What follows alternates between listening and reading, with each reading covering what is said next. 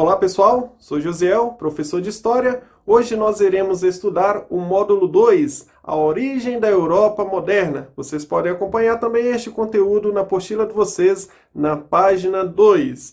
Pessoal, continuando a matéria estudada nas aulas anteriores, nós estudamos sobre o surgimento da burguesia, nós estudamos sobre o fim do Império Romano, estudamos sobre o fim do Império Bizantino. Nessa parte do Império Bizantino, estudamos também sobre os bárbaros, onde ali os bárbaros nós demos origem às algumas nações, como os germanos, por exemplo, deu origem ao Império Germano. Nós tivemos o estudo também sobre os francos, deram origem ali à França. Vamos continuar estudando aí essa parte, o surgimento das nações, tá? Hoje vamos estudar, dando continuação, então, a formação da burguesia, essas mudanças causadas pela burguesia, a formação dos estados modernos. Página 11, vamos lá. Pessoal, a burguesia dependia do comércio, logicamente eles vão buscar algo que irá melhorar o comércio. Isso está gerando choque com os senhores feudais, porque os senhores feudais tinham ali, cada feudo tinha suas taxas diferenciadas, tinha suas cobranças diferenciadas, tinham seus impostos diferentes. Então a burguesia ela está buscando unificar esses sistemas de pesos, medidas, leis e impostos. Qual que foi a solução encontrada pela burguesia? Usar o prestígio dos reis para centralizar o poder. Lembrando, os reis neste período também não tinham poder absoluto, não tinham seu próprio exército. Então a burguesia irá fornecer essa parte que o rei precisa. Em outras palavras, nós temos uma aliança sendo formada entre os reis e a burguesia. Quem que eram os reis neste período? Diferente dos reis que você conhece hoje, aquele rei absolutista que manda em tudo, né? Antigamente o rei, a influência dele não era tão grande, o poder não era centralizado. Então os reis eram nobres, descendentes ali tradicionais de dinastias europeias. O poder de direito pertencia aos reis, mas não o poder de fato estava com os reis. A relação de suzerania, essa relação de fidelidade que foi herdada lá também dos povos bárbaros, principalmente dos germanos, né? Então existia essa relação de suzerania com os senhores feudais, que determinada ali pela força militar. Qual foi a solução? A solução é fortalecer então este poder dos reis, para que os reis tivessem o seu exército militar e padronizassem os pesos e medidas e as cobranças. Então, a burguesia, vamos lá, papel da burguesia neste acordo dos reis. Prover recursos financeiros para garantir ao rei um poder de montar, treinar e equipar os seus exércitos. E em retorno, o que o rei iria fazer? O rei iria utilizar a sua influência para unificar os sistemas financeiros, como taxas de impostos, leis, padrão monetário, os pesos e medidas que nós tínhamos, cada região tinha a sua diferença. Então, a burguesia está interessada em facilitar o seu comércio. Então, qual foi o resultado disso tudo? A formação das monarquias modernas, dos estados modernos. Continuando ainda na página 11, fatores de centralização do poder. O século XIV, nós tínhamos ali grandes fatores que mudaram a vida da sociedade, como, por exemplo, a peste negra, que chegou devastando boa parte da população, fomes, guerras. Tivemos aí a Guerra dos 100 Anos, durou aí mais de 100 anos entre a França e a Inglaterra. A peste, por exemplo, essa peste negra aí, chegou a dizimar aí mais de 1/3 da população europeia, né? Vinda ali do Oriente, trazida ali pelas embarcações. A pulga vinha ali um hospedeiro do rato, né? A pulga acabou transmitindo através da picada ali essa peste em toda a Europa. E outros fatores também estão afetando também a população, como fome, que derivado ali as secas, que afetam a produção e os alimentos têm dificuldade de se produzirem. Nós temos aí também as guerras, citei para vocês, principalmente aí a Guerra dos 100 Anos. Tivemos uma vitória da França, um destaque sobre uma personagem feminina, a famosa Joana d'Arc. Tem um filme aí da Joana d'Arc, quem quiser aprofundar o conhecimento neste período, tá? Fica a indicação do filme Joana d'Arc. Então, quais foram os fatores de centralização do poder? Tempos de guerra, vai surgir a necessidade para esta união, consequentemente, o aumento da influência do rei, peste, mais fome, mais guerra, o resultado da diminuição da população. Isso tudo está afetando para que o poder fosse centralizado, tá? E lembrando que o feudalismo não estava mais viável, não era algo que estava trazendo ali bons resultados. E algo vai mudar também com o surgimento do trabalho assalariado. Logicamente, bem mais eficaz aí do que o trabalho ali de servo, de servidão, de escravo. Já que você entendeu sobre essa aliança do rei com a burguesia, vamos então ver como deu origem à formação dos estados. Vamos começar então por Portugal, que Portugal foi um dos primeiros aí a se destacar na centralização do poder. Ah, professor, mas você não explicou a França? Sim, expliquei a França, mas a França não centralizou o poder de uma forma rápida como Portugal, tá? Nós tínhamos ainda poderes descentralizados, principalmente depois de Carlos Magno, onde desfragmentaram ali o Império Carolíngio. Vamos então voltar para Portugal. Portugal estava localizado na Península Ibérica, antigo lar dos visigodos, esses povos bárbaros que, na verdade, estava localizado no Império Romano, né? Os povos bárbaros invadiram Roma em 476 e passou a se tornar ali o lar dos visigodos, que era um dessas 10 tribos bárbaras que governaram, que deram origem à Europa, que você conhece hoje. Depois, esse território foi dividido em 4 reinos, esses grandes reinos, Reino de Leão, Castela, Aragão e Navarra. Inclusive, Portugal vai surgir do Reino de Leão, um pedacinho de terra conhecido como Condado Portugalense, iremos ver daqui a pouco. Século VIII, nós temos a invasão dos povos árabes, expandindo ali a fé islâmica na região da Península Ibérica, né? Você até vai ver o Carlos Martel lá na Batalha de Poitiers, lutando para tentar barrar essa expansão árabe. E no século XI nós temos um processo de retomada pelos cristãos, nós temos a formação ali pela nobreza, uma formação de uma cruzada para tentar expulsar os muçulmanos dessa região da Península Ibérica. Então, conhecido então como Guerra de Reconquista, reconquistar essa parte da Península Ibérica. Então, os nobres eles vão lutar em troca de terra. Vamos ter um destaque aí de um grande nobre conhecido como Henrique de Borgonha, este nobre francês. Inclusive, pelo destaque dele nessas batalhas, ele vai receber uma porção de terra, conhecida então, um pedaço lá desse território do Reino de Leão. Esse pedaço de terra vai ficar conhecido como Condado Portugalense. É esse pedaço de terra aqui que irá formar, então, a região que você conhece como Portugal. Esse pedaço de terra, essa região ali, tínhamos ali várias disputas ali de territórios e tudo. Apenas no ano de 1139 nós temos a independência então do Reino de Leão, formando então o Condado Portugalense. Pessoal, aqui nós temos o início então da dinastia Borgonha e ela vai durar até o ano de 1383. Sem deixar herdeiro, nós temos ali uma crise também de sucessão dos tronos. A burguesia quer apoiar ali o novo reino, mas parte da população quer voltar a unir o reino com o reino de Aragão. Nós vamos ter uma guerra civil neste período aí, conhecido como a Revolução dos Avis. Por quê? Nós vamos ter ali o mestre de aviso, Dom João, com o apoio da burguesia, vai conseguir vencer a Revolução e vai se tornar então rei em 1385. Grave bem essa dinastia, instalando aqui a dinastia dos Avis. Grave bem porque é essa dinastia que vai levar Portugal à sua primazia nas navegações. Vai ser o primeiro país a lançar ao mar. A dinastia dos Avis, então, a partir de 1415, tem as suas primeiras conquistas marítimas. Sobre Portugal, vou deixar um vídeo animado para você aperfeiçoar, pegar uns detalhes a mais sobre a sua formação. Acompanhe conosco este vídeo.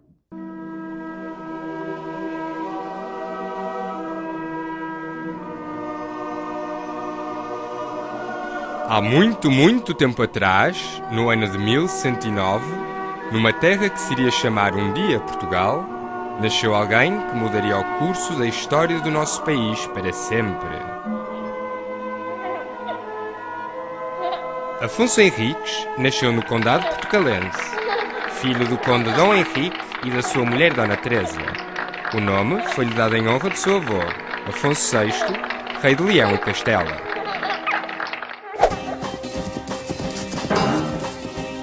O jovem Afonso foi educado para se tornar um valente guerreiro e um grande governante.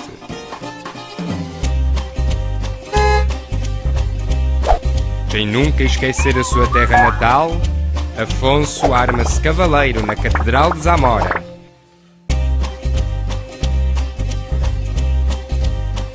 E reúne um exército com a intenção de voltar ao condado portucalense para conquistar as suas legítimas terras.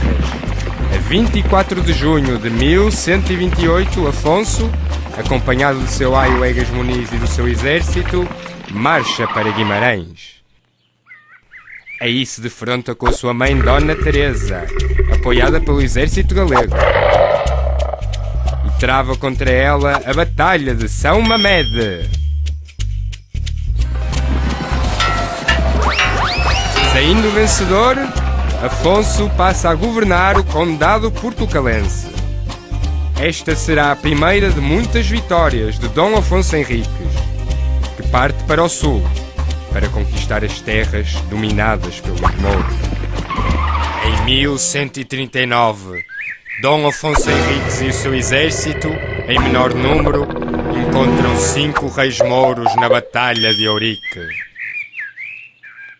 De acordo com a lenda, Cristo abençoou Afonso antes da batalha, tendo-o protegido e conduzido à vitória.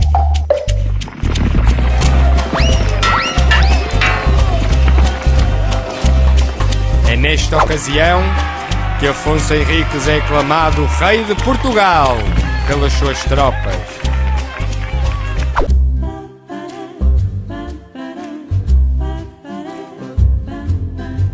Em 1146, em Coimbra, Afonso Henriques casa-se com Dona Mafalda e constitui família, tendo ao todo 1, 2, 3, 4, 5, 6, 7 filhos.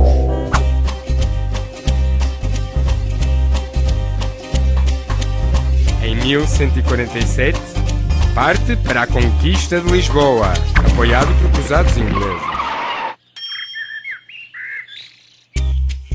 Após vários meses de cerco, sagra-se mais uma vez vencedor, conquistando a cidade aos mouros. Em 1169, Afonso Henriques, então com 60 anos de idade, tenta conquistar Badajoz. Durante a batalha, o nosso primeiro rei sofre um acidente e parte a perna direita. A partir daí, dedica-se a estruturar e fortalecer as terras já conquistadas. 10 anos mais tarde, em 1179, os sonhos de Afonso tornam-se finalmente realidade. O Papa Alexandre III, através da bula Manifestis Probatum, reconhece oficialmente Dom Afonso Henriques como Rei de Portugal. Durante todo este tempo, partindo do pequeno condado de Portugal, o primeiro rei português lançou as bases para o nosso país, conquistando quase a totalidade das fronteiras de Portugal, tal como as nós conhecemos hoje em dia.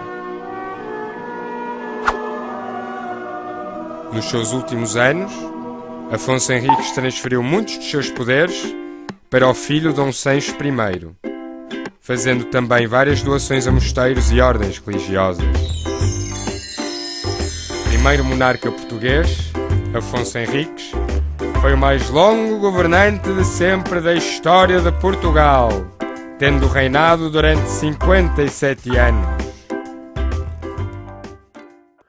Um outro país que está se formando é o Reino da Espanha, tá? Só que diferente de Portugal, que teve que fazer uma separação, uma divisão de territórios, nós temos ao contrário, nós temos a união de territórios. Você tem dois grandes reinos aqui, o reino de Aragão e o reino de Castela, onde Fernando de Aragão vai casar com a Isabel de Castela. Através de um casamento, nós temos a união desses dois reinos, formando o que vocês conhecem então como a Espanha, tá?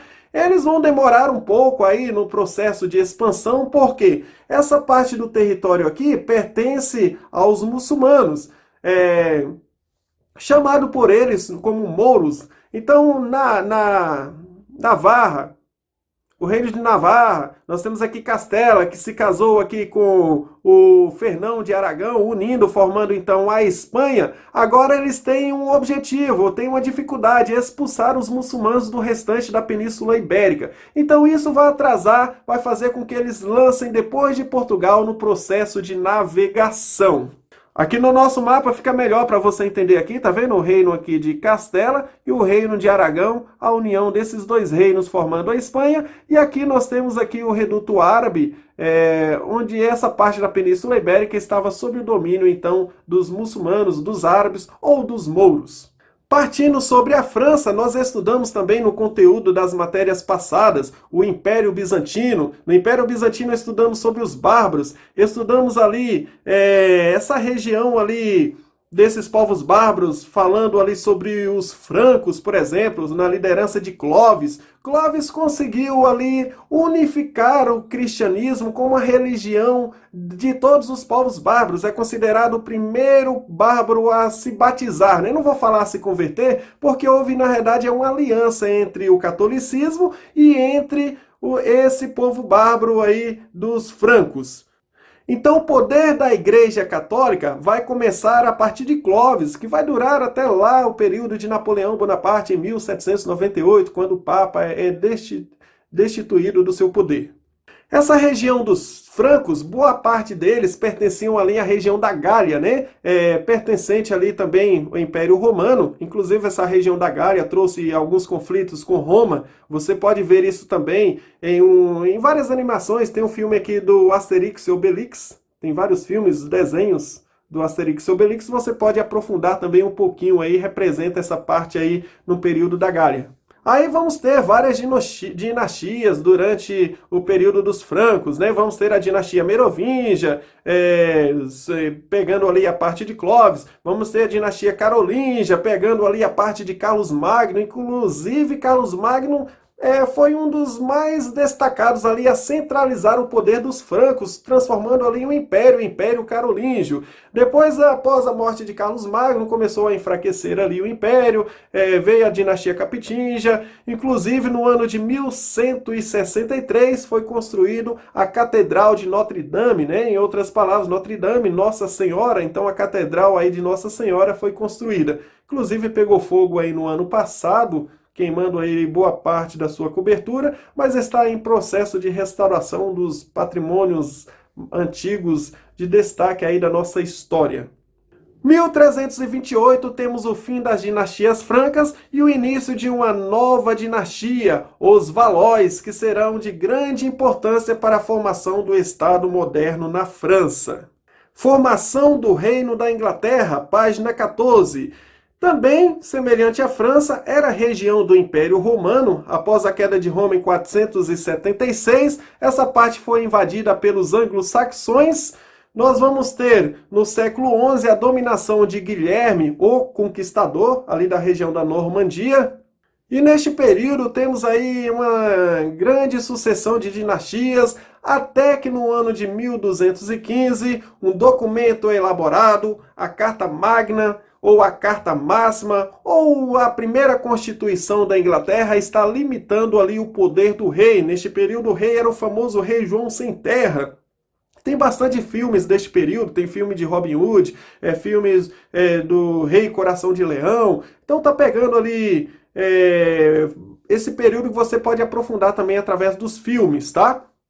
Outro fator que vai influenciar também na formação da Inglaterra, na realidade são crises, né, guerras. Nós temos aí a Guerra dos 100 Anos, já falamos aí um pouco atrás, entre a Inglaterra e a França. Após a guerra, a Inglaterra perdeu aí a a guerra para a França, mas a Inglaterra vai chocar em outra guerra, uma guerra civil, conhecida como a Guerra das Duas Rosas. Então nós vamos ter duas casas brigando, a casa dos Lancaster, a casa dos York, até que Henrique VII consegue ali vencer a guerra, usa uma cartada de mestre e faz um casamento unindo essas duas casas. Então nós tínhamos aqui esses dois símbolos, nós tínhamos a rosa vermelha, a rosa branca, cada rosa representando a casa do York, a casa dos Lancaster. Então este casamento surge uma nova rosa, surge um novo símbolo, a rosa branca e vermelha formando a rosa da dinastia Tudor. É uma das principais dinastias que passaram sobre a história da Inglaterra. Inclusive, quem vai ficar famoso aí é o seu filho, o filho de Henrique VII, o Henrique VIII, né? Famoso aí por separar da sua esposa Catarina e casar com Ana Bolena. A igreja não apoiava o divórcio, então o que ele faz? Rompe com a igreja e cria uma nova religião, a religião anglicana. Já que você viu o processo de formação dos estados modernos, vamos então partir para o processo das grandes navegações, conhecido também como a expansão marítima, página 16. Lembrando, nós tivemos lá a dinastia dos Avis, venceu lá a Revolução de Avis. Então nós temos aí essa dinastia que vai começar a se destacar no processo de navegações. Lembrando, com o apoio da burguesia para quebrar este monopólio que existia do Mediterrâneo sobre o poder da Itália. Lembra lá da Quarta Cruzada? Pois é, na Quarta Cruzada eles conseguiram reabrir o Mediterrâneo, né? E ficou sob o poder lá de Gênova e também Veneza. Essas cidades italianas passaram a monopolizar este canal que fazia a ligação com o Oriente e o Ocidente. Então a passagem do Mediterrâneo estava sob controle da Itália. Portugal precisa agora de uma nova rota. Então é um dos motivos para Portugal buscar um novo caminho para chegar às Índias, onde vinham ali especiarias, condimentos. Lembrando, não existia geladeira neste período, então era necessário você trazer essas especiarias ali da região da Ásia, ali do Oriente, para que os produtos pudessem ser preservados, e também isso aí era produtos ali finos, né, que rendiam muito ali no mercado europeu. Então, um dos motivos da primazia portuguesa, onde Portugal vai se destacar aí em primeiro lugar nas navegações, nós vamos ter essa necessidade de uma nova rota. Outro, nós vamos ter a sua posição geográfica, praticamente com saída diretamente ao mar. Outra questão, nós temos a sua centralização precoce. Portugal foi uma das primeiras nações a centralizar o poder. Vou mostrar aqui no mapa, por exemplo, a posição geográfica de Portugal. Você percebe que ele já está de cara aqui com o Oceano Atlântico, né? Então o caminho era feito por aqui, ó. Você vinha por aqui no Mediterrâneo, só que o Mediterrâneo agora quem controla é a Itália, então Portugal precisa de uma nova rota. Ele vai tentar, então, essa rota aqui, conhecido como Circo Oriental, onde você vai tentar contornar as costas da África para chegar aqui até a Índia.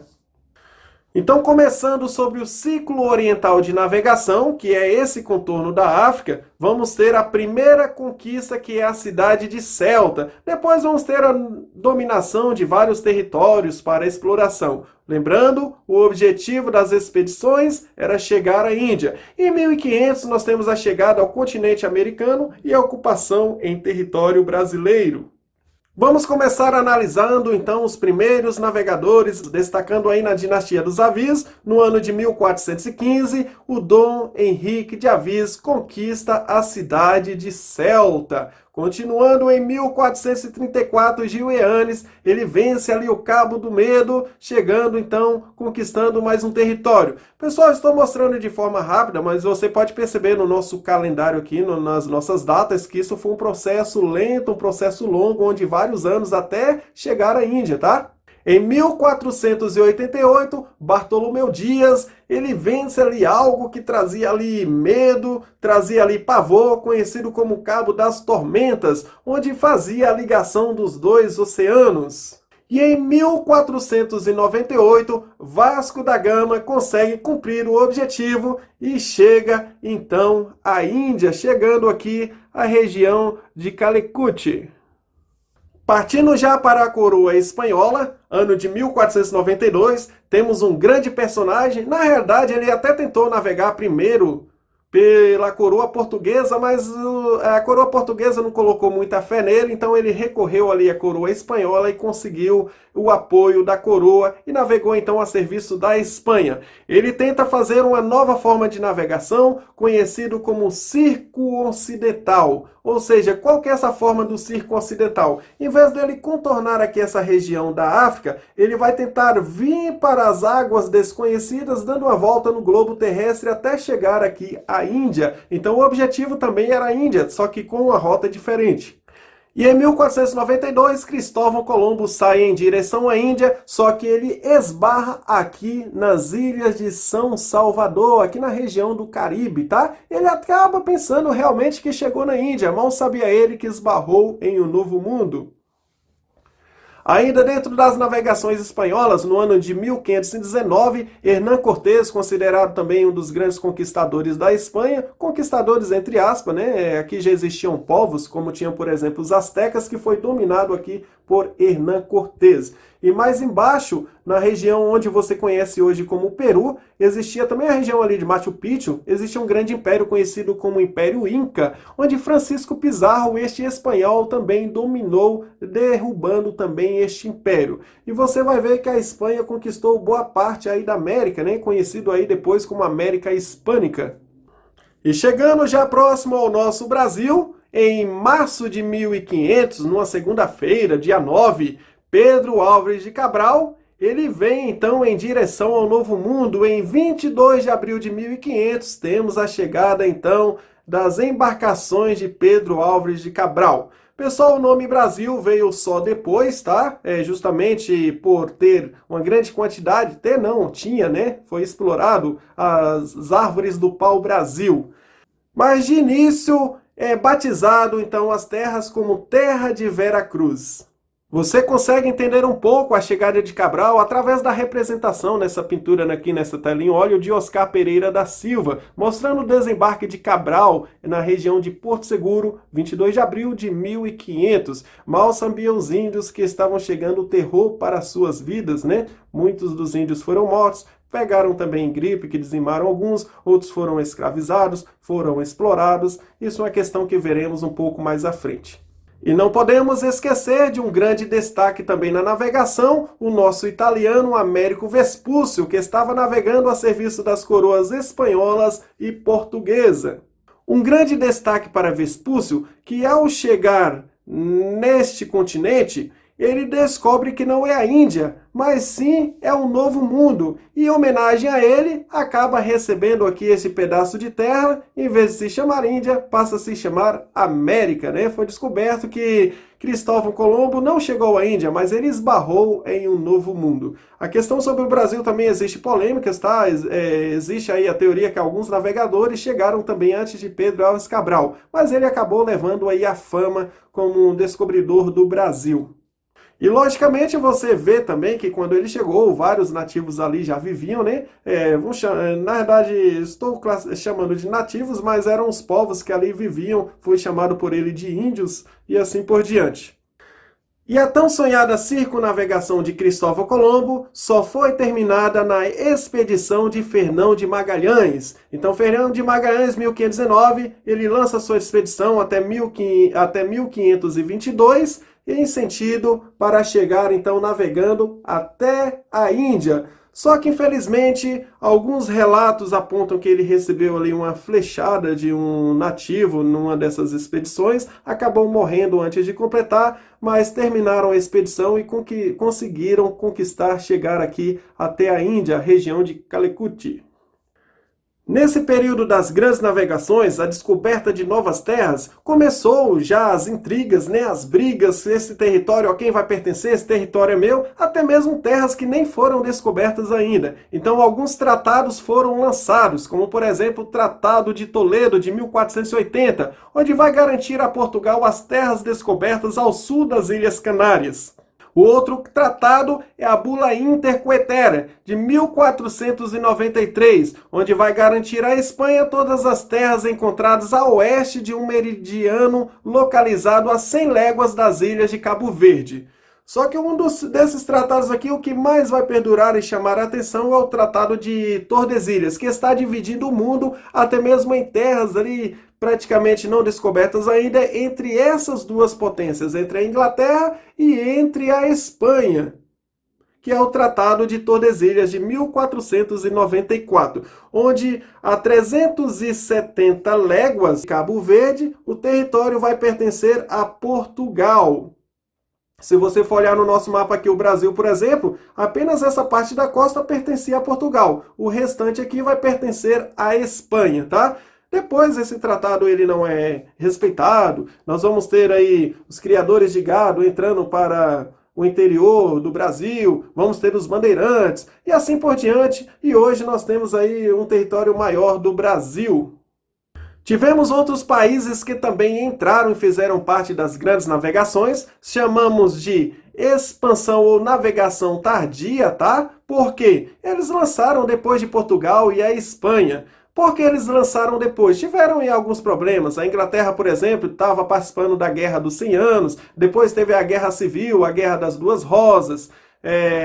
Mas eles chegaram, conquistaram ali parte da América, onde você conhece na história que formou-se 13 colônias, onde essas 13 colônias depois até se revoltam contra a Inglaterra, formando os Estados Unidos. De 13 estados, hoje temos 50 estados nos Estados Unidos. Você irá estudar isso no ano que vem, tá? Sobre a formação dos Estados Unidos. E os franceses, eles também entram apenas depois da Guerra dos 100 Anos, e eles vão conquistar a região do atual Canadá, Guiana Francesa e até mesmo parte do Brasil. Os franceses, por exemplo, vão falar que o Tratado de Versalhes, isso não existe.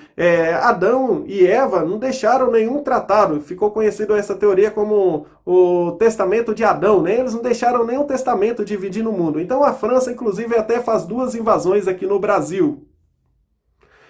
Os holandeses, eles estão buscando a sua independência, montam ali uma guerra, se tornam independentes da Espanha, então só após 1581 que eles vão entrar também nas navegações. E um destaque para a Holanda também, conquistou também parte do Brasil, a região ali de Recife, inclusive vai colocar um governador, o Maurício de Nassau, este governador holandês aqui no Brasil, que vai desenvolver, vai modernizar a região de Recife, diferente de Portugal, que só explorou o país, né? Nós tínhamos ali uma colonização holandesa que está mais voltado ao desenvolvimento. As grandes navegações deixaram também as suas consequências. Você pode acompanhar aí as consequências da expansão marítima europeia na página 19, tá? Dentre elas, destaco para vocês aqui o aumento do contato entre a Europa Ocidental e o sul da Ásia, a mudança na gastronomia ocidental, através do contato com a gastronomia também oriental, novas rotas de comércio, o Mediterrâneo como estava sob o poder ali da Itália, então nós tivemos a necessidade de buscar novas rotas, surgiram então novas rotas comerciais. E o estabelecimento do antigo sistema colonial, está formado aqui o absolutismo, está formado o pacto colonial com as colônias, a exploração colonial e a economia do mercantilismo se fortalece neste período. E o Tratado de Tordesilhas dividindo o mundo entre Portugal e Espanha.